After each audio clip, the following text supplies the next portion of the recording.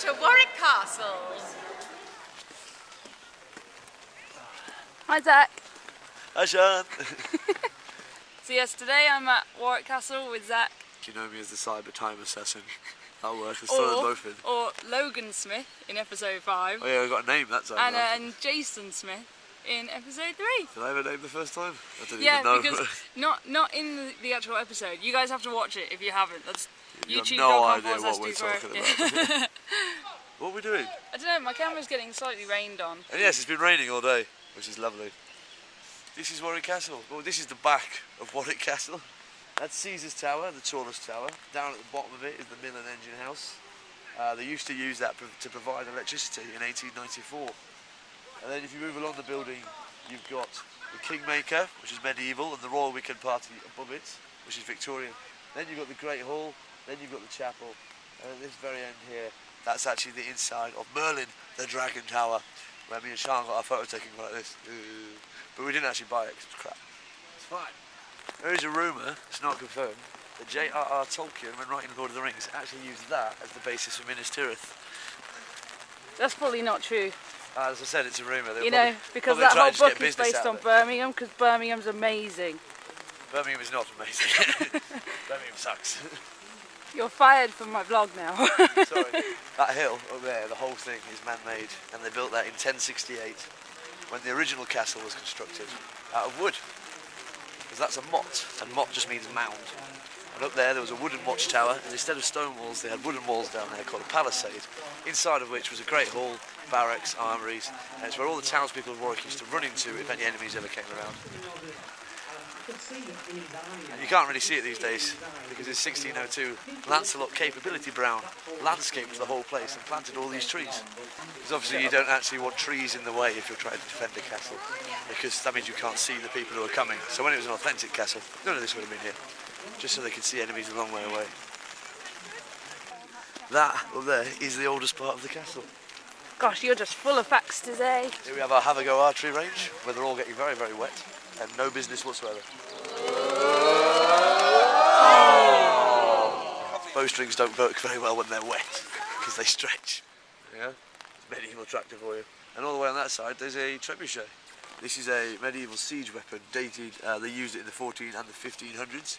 This is the world's largest working medieval siege weapon, because there's one bigger, which is in Germany, I think, but they don't actually fire it, it's just for display. This one actually fires. And we just watched it, didn't we, Sean? We did. Yes, it launched a mighty fireball, great balls of fire, all the way down the island. And that is why Warwick Castle is Britain's ultimate castle. Ladies and gentlemen, thank you very much.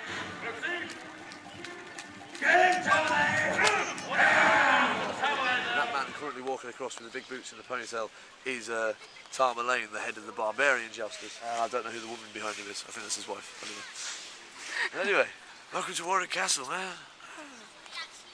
I didn't know that you knew loads of like historical facts and stuff. Oh, and I have to actually aim the camera like it's like trying to aim a gun because I can't see. Yeah, aim a gun at yourself. I know. And that's Devlin the Dragon Slayer, having his little show, or as we know him, Chris. Yeah, so that there, that's the Dragon Tower, so that's the Merlin bit. That's all the Dragon Tower. In that bit on the end is the chapel, that's the Great Hall. Underneath all of that is the Kingmaker. That's the dungeon, all the way over there. Barbican, main gate. That's Guy's Tower, that really tall one. But that's not actually the tallest tower. That one on the other side of the building, that's Caesar's Tower. That's taller, because it goes all the way down to the river.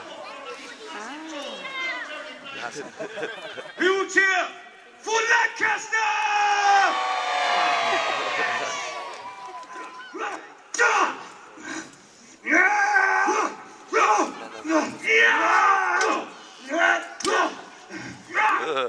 This is all too technical for me. Right, this is Sean's attempt to become the King of England, or in her case, obviously, the Queen, as she attempts to remove the sword from the stone. Oh, I'm too close. Come on, Sean, put some welly into it. You want to be the Queen of England, do you? Get on with it. Nah, you rubbish. Get off. Boo. I give in. She gives up, apparently. Never mind. You can be Queen of Birmingham. Yeah. be too happy about that if I was you, but whatever. This here is to shoot for a crossbowman to shoot through. If you have your crossbow here, you'd shoot a bad guy down there, and he'd theoretically not be able to shoot back at you, which is quite handy. I mean, you don't want to get shot, do you? Up on the tower there, you can see lots of very thin windows. Those are exactly the same thing as with the crossbow, except they're for longbows. So men would stand at these really thin windows and shoot bows through them, while the enemy couldn't shoot back at them. And then there's wooden doors near the top. They're actually cannon embrasures, so you stick a cannon out of that and shoot cannonballs at people attacking the castle. Although why there's one on the inside of the tower facing inwards is a little bit weird. You can shoot your own castle, it'll be fine. I'll just pull it to the face. This is more of Warwick Castle. Look at it, look at it. There's people everywhere. That's the Great Hall from the front this time. You've already seen it from the back. That's the chapel, that's the spy tower, and that down there is the hot dog stand. That's what that tent is. Very medieval. This really weird little fighting platform we stood on, it's because this tower, when they started building it in 1478, was actually supposed to be the same height as that tower over there. This was supposed to be really, really tall, as was the other little one, just there. They were both supposed to be the same height as that one, but the guy who paid for the building, a man called Richard the Duke of Gloucester, who was later Richard III, gets killed in a battle. So nobody's paying the builders anymore, so the builders don't build. Nobody's paying their wages, which is why you've got this really weird little fighting platform, specifically in the end designed for crossbowmen. And it's a very, very rare kind of platform to have in an English castle, because we don't usually use crossbows, we use the longbow. So you won't find this kind of area at very many English castles. But here at Warwick Castle, we kick ass. This is Guy's Tower, not the tallest tower, but we are about 130 feet above the ground. And because we're so far up, it's not really much use to actually shoot at people from up here. It wouldn't work very well, you probably wouldn't hit them. This is primarily a watchtower. And on this side, where the ditch is, obviously because the ditch is sunken in, that actually adds about another 15 feet on that. So we're near 150 feet above the ground. Those were for dropping things on the enemy below. Usually things like rocks and stuff like that. If we were dropping liquids, we would not drop boiling oil. Nobody ever dropped boiling oil because it's really expensive. That's actually a Hollywood myth. Through here they drop boiling water, boiled sand. The sand takes 24 hours to cool down and gets everywhere. But the most common thing was actually boiled urine. And you'd pour boiled urine, or wee, on your enemies' heads below you. And that's actually where you get the phrase adding insult to injury. Because not only did I just burn you with the scalding hot liquid, that was my piss. And that tiny little figure down in that little arena is Noel, the Warwick Castle bowman, talking to people about history, because he's an archive of knowledge. Last one.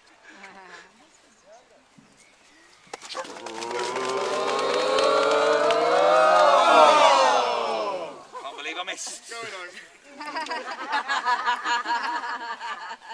You're talking about? We've got 4 hours to go through, yeah. Didn't get in the first one, did you? Right, here we go. Drum roll.